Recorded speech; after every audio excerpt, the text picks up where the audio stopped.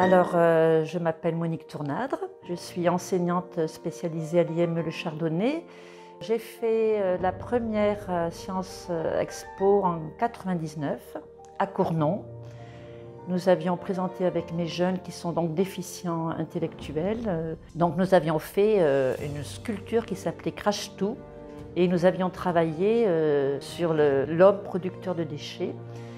Et nous avions fait c'était une grande structure en fer, avec à l'intérieur il y avait un broyeur de papier et puis un aspirateur de feuilles. Donc les enfants mettaient au milieu du ventre de Crash-Tout, mettaient une rame de papier qui était broyée et puis après moi j'appuyais sur un bouton et par miracle, par magie, ça crachait beaucoup de petits papiers. Donc les jeunes avaient été briefés depuis quand même pas mal de temps en classe.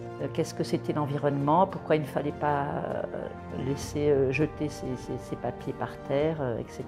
Et c'était surtout, moi mon but c'était surtout de les valoriser et de sortir un peu de l'IME, parce que Sciences Expo justement, il y avait beaucoup d'autres écoles, je crois qu'on était le seul IME. Et donc on a passé la journée, c'était quand même super parce qu'on a eu beaucoup de succès. Et surtout, donc, il y avait des personnes qui venaient de poser des questions à mes jeunes. Donc ils avaient 14-15 ans. Donc ils leur posaient des questions, pourquoi ils étaient là, qu'est-ce qu'ils présentaient. Et c'était très bien débrouillé. Et c'était surtout pour la mixité, qu'ils soient avec d'autres jeunes, d'autres écoles.